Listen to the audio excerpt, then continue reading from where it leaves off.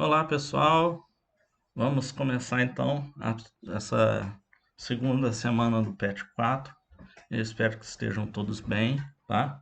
É, Nessa semana, então, nós vamos falar mais uma vez dos blocos econômicos, tá? Numa aula passada, nós chegamos a falar sobre eles, tá?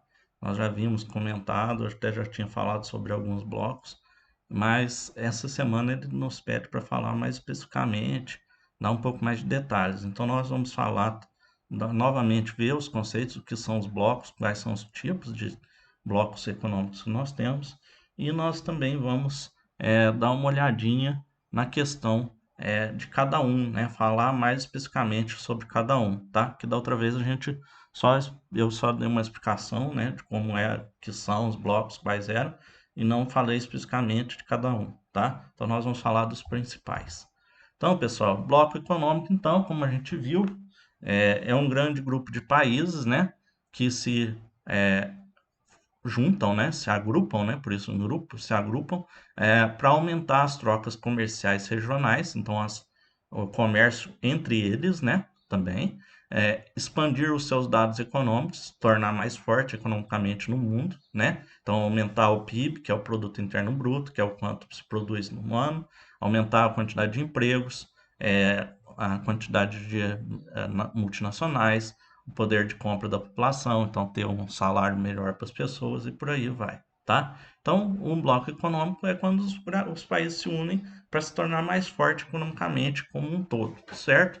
É, Apesar das alianças econômicas desde o século XIX, foi só no fim da Segunda Guerra Mundial e a partir da década de 90 que eles se multiplicaram, tá? Antigamente você tinha alianças econômicas, então o país ia lá fazer uma aliança econômica com aquele outro país, fazia acordos econômicos. A partir da Segunda Guerra Mundial nós vamos ter os blocos mesmo, tá? Que eles se relacionam como um, né? Então, quais são os tipos que a gente já falou? Então vamos voltar lá, vamos ver novamente. Zona de livre comércio é o tipo mais simples, mais básico, né, de bloco econômico, tá? Em que você só vai ter uma redução ou extinção das tarifas aduaneiras, ou seja, do imposto para entrada e saída de produtos, tá? Então os países que fazem parte, eles decidem, ó, no comércio de tal produto, nós não vamos ter imposto. Ou então nós vamos reduzir o imposto para você. Então, por exemplo, aqui ele dá um exemplo da NAFTA, que é um bloco econômico formado por Estados Unidos, Canadá e México. Então, esses três países, quando eles comercializam entre eles, eles têm uma redução ou extinção dos impostos para entrada e saída de produtos nos seus países. Então, por exemplo, o México se alguém for comprar, se nós formos comprar, por exemplo, um PlayStation, tá? É, Trazer, importar dos Estados Unidos, tá? Desconsidera que tem para vender aqui no Brasil, vamos considerar de lá. Nós vamos pagar, nós vamos pagar 10% de imposto. O México, como ele faz parte da NAFTA, ele vai pagar, vamos supor que eles reduzem, ele vai pagar 5%. Então, para ele vai sair mais barato. Então, é a redução ou eliminação de impostos, de tarifas entre os países membros, tá? A União Aduaneira, além disso, nós vamos ver que cada bloco ele vai aumentar um pouco além do anterior. Então, ele vai ter o que tinha o anterior e alguma coisa a mais. Então, a União Aduaneira, além de ter a redução ou extinção das tarifas que a zona de livre comércio tem, ele também vai ter uma tarifa externa comum, ou seja, todos os países membros adotam as mesmas tarifas para exportações e importações. Então, é o caso do Mercosul. Então, vamos pegar Brasil, Argentina, Uruguai e Paraguai. Todos fazem parte do Mercosul. A tarifa externa comum é basicamente as tarifas que são relacionadas à exportação e importação. Então, as tarifas, todos os impostos que são pagos, tanto para a entrada quanto para a saída de produtos nesses países membros, vai ser igual entre todos eles, tá? Então, por exemplo, é, voltando lá no exemplo, o Brasil tem um imposto para entrada, para importação do PlayStation, 10% de imposto.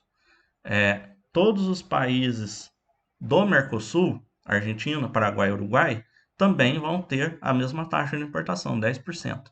Se for feito um acordo, vai ser feito um acordo com todos os países do Mercosul, tá? Então, se os Estados Unidos faz um acordo de alfandegário, de taxa, de imposto com o Brasil, como ele está fazendo com o Brasil, ele tem que fazer com os outros três também do Mercosul, tá? E a mesma coisa para exportação, tá? Se a gente vai vender um produto, nós temos vamos pôr, todos os países produzem o mesmo produto. Vamos colocar uma um cortina, por exemplo, e vai vender isso lá para a China. Todos os países têm que ter a mesma, todos os produtos de todos os países do Mercosul têm que ter a mesma taxa. É 3%. O Brasil tem que ter, o imposto é 3%, não pode ser 4 ou 5, é 3, certo? O mercado comum, além disso que nós já vimos, nós vamos ter uma maior integração, né? É o caso da União Europeia, tá? E alguns outros países, que além da eliminação de tarifas, que elimina totalmente a tarifa entre os países, nós vamos ter a circulação de bens, mercadorias e capitais, tá? Então,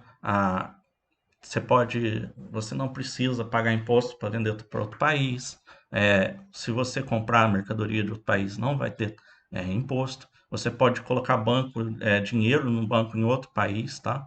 E as pessoas também podem circular.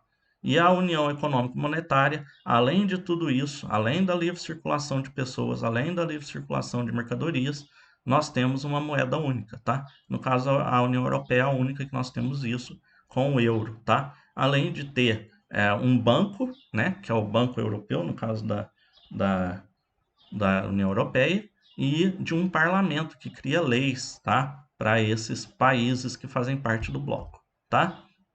Então, quais que são os principais blocos, tá? Nós temos blocos no mundo inteiro, em todos os continentes, tá? E de todos os tipos. Então, o Brasil, então, faz parte do Mercosul, essa é a bandeirinha, né? Que foi criado em 91, Mercado Comum do Sul, reúne Argentina, Brasil, Paraguai e Uruguai, tá? Como países efetivos, fixos. Chile, Peru, Bolívia, Colômbia, Equador e Venezuela são associados, tá? A Venezuela estava quase entrando, mas por causa da crise dos últimos anos já foi afastada e ela é só um país que está ali como associado. Ela tem alguns acordos econômicos e tal, mas não faz parte do Mercosul. A diferença entre membro e associado é que o associado não adota tarifa externa comum, tá? Já que não está na União Aduaneira. Então, os países que fazem parte que não são efetivos, eles não têm essa tarifa igual com o resto do mundo, tá? A NAFTA, como a gente falou, é o Acordo de Livre Comércio da América do Norte, tá? Claro que NAFTA, no caso, é a sigla em inglês, né? North American Free Trade Agreement, tá? Que é Acordo de Livre Comércio da América do Norte, tá? Teve início no fim da década de 80, Estados Unidos e Canadá integraram sua economia. Em 93 entrou o México, tá? Eles tentaram que os países da América Latina também fizessem parte, tá? Iria ser mudado o nome para entrada dos países da América do Sul e América Central, só que os não quiseram, né? O Brasil, a Argentina também não quis, por causa justamente do medo da influência norte-americana na sua economia, tá? E eles têm, então, essa tentativa de eliminação de tarifas alfandegárias, tá? Em pelo menos 15 anos a partir da sua criação, certo? A APEC, a Cooperação Econômica da Ásia do Pacífico, vocês vão ver que muitas vezes, pessoal, o nome em português não bate com a sigla, porque a sigla está em inglês, tá? Então, aqui seria Asia and Pacific Economic Cooperation, tá? Então, normalmente a sigla está em inglês, tá? No Mercosul é uma exceção, por causa que são países Brasil português os outros são em espanhol da Mercado Comum do Sul ou Mercado Comum do Sul, né? Então, criado em 89, né? Criar até 2020 uma zona de livre comércio entre os países membros. Então, tem todos esses países da Ásia e do Pacífico, tá? Nós vamos ver também que muitos países, pessoal, fazem parte de mais de um bloco econômico, tá? Aqui a gente pode dizer, por exemplo, ó, Estados Unidos, Canadá, que fazem parte do NAFTA, que a gente acabou de ver, a Rússia, que faz parte da CEI, né? A, o Peru, que é um país associado do Mercosul e também faz parte de um outro bloco econômico que nós vamos ver, tá? Andinos, tá? Que é a comunidade andina, tá? Formada pelos países que estão ali na Cordilheira dos Andes, por isso andina, tá? E criada em 69, tá? Definem sua organização em 96 e no ano seguinte passa a funcionar como comunidade andina. O objetivo é aumentar a integração econômica, comercial, econômica e política entre os seus países, tá? Então, Bolívia, Colômbia, Equador, Peru e Venezuela são todos países ali da Cordilheira dos Andes, certo?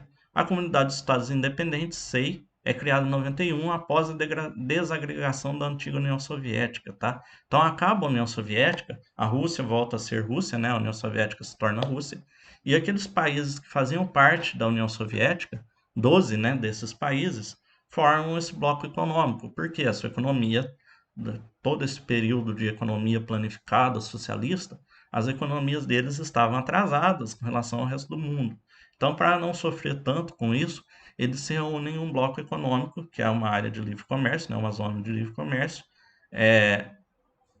para tentar contornar essa situação. Claro que nem tudo dá certo, nós temos aí uma disparidade econômica que dificulta a integração, né? Porque nós temos a Rússia, que faz parte da CEI, né? Passou a fazer parte, que é muito rica. Nós temos alguns países que têm um nível de desenvolvimento melhor e outros que já não são tão desenvolvidos, tá? É algo que sempre acontece em blocos econômicos. Muitas vezes acontece de um ter um nível um pouco melhor, outro menor, tá? União Europeia a gente vê muito isso, tá?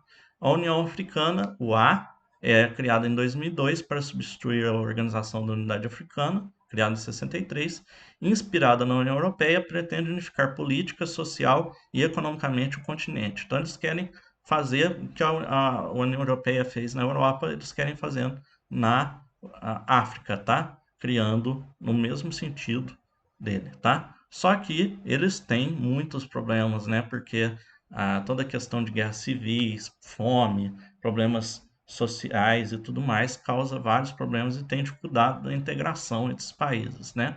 A União Africana pode intervir em um país membro em circunstâncias graves, como crimes de guerra, genocídio e crimes contra a humanidade, tá? Então é de ajuda mútua. Então vocês veem, pessoal, que o bloco ele é econômico, tá? Então a base inicial dele é o desenvolvimento econômico dos países, mas com o tempo ele também adquire essas questões sociais. Por que isso? Porque isso pode afetar diretamente a economia, não só do país, mas do bloco, tá? Se um país tem a sua economia enfraquecida, isso pode afetar negativamente o bloco econômico. Então, eles têm essa questão de interferir, tá? Tanto que a gente vê, por exemplo, na União Europeia, eles têm um parlamento europeu. Em algumas questões, eles têm. O país não pode decidir sozinho, por conta própria. Ele tem que acatar a decisão do bloco, tá? Por exemplo, a questão dos refugiados da guerra lá na Síria, é, as, a decisão sobre o que fazer e tal está sendo feita pelo Parlamento Europeu. E aí os países vão seguir, tá? Pode acontecer de um país não aceitar. Aconteceu, por exemplo, o Brexit, a saída do Reino Unido da União Europeia, justamente por não concordar com a forma como era feita as coisas no bloco, tá? SADC é outro bloco da África, tá? Da África Meridional, Comunidade da África Meridional para Desenvolvimento. Ele ainda está no estágio do livre comércio, mas pretende se tornar um mercado comum, né? Ter lá a tarifa alfandegária comum num período a longo prazo, tá? São 15 países, tá? Então aí para vocês, não precisa se preocupar em decorar, estou colocando aqui só para vocês entenderem, certo? E por fim, nós temos a União Europeia, que é o único bloco que é daquele último tipo que a gente falou, vou voltar aqui rapidinho, que é a União Econômica e Monetária, tá? Ele vai ser criado em 92, tá? Com o Tratado de Maastricht, e é sucessor da Comunidade Econômica Europeia, que era um bloco que já existia e havia sido criado em 57, que também era um sucessor de outro bloco, que era um bloco criado por 4 países ali depois da Segunda Guerra Mundial, tá? É, Luxemburgo, Holanda, mais 2, certo? Então, cria-se então em 92 a União Europeia, que tem todas as características, né? Então é um bloco que tem, olha lá, livre circulação de pessoas, então as pessoas podem ir de um país para outro sem precisar tirar visto, aquela coisa toda que é preciso fazer, tá? É como se elas estivessem viajando de um estado para outro, né? Ou de uma cidade para outra. Livre circulação de mercadorias, você pode comprar sem precisar pagar imposto e tudo aquilo lá, tarifas alfandegárias e tudo mais de um país para outro e pode vender também, tá, para outros. Livre circulação de capitais, você pode ter dinheiro em outros países, tranquilo, conta no banco e tudo mais, circular dinheiro. Serviços, você pode contratar alguém para fazer a limpeza da sua casa de outro país ou para fazer a obra na sua casa de outro país. E integração da adoção de moeda única, que é o euro, né? Então todos os países utilizam o euro, tá? Então tem vários países e aí, como eu disse, um dos problemas que sofre o bloco é porque nós vamos ter uma diferença muito grande, tá? Aqui eu ainda coloquei o Reino Unido, que já saiu, né? O Brexit já aconteceu, a saída do Reino Unido, tá? Foi um errinho meu, eu não devia ter deixado aqui. Mas nós temos, por exemplo, pessoal, países muito desenvolvidos, como é o caso da Alemanha e da França, mas nós também temos países passando por crises econômicas graves, como é o caso da Grécia, da Espanha, de Portugal, tá? Alguns países do lado mais do leste, né, como Letônia e por aí vai. Então, assim, é uma faca de dois gumes, ajuda, mas também pode causar vários problemas para o bloco, tá? Então esses são os blocos, isso é a matéria da semana, tá? Ficou um pouquinho repetitivo, mas é o que foi passado. Espero que todos tenham entendido. Qualquer dúvida, estou à disposição. Um abraço, fiquem com Deus.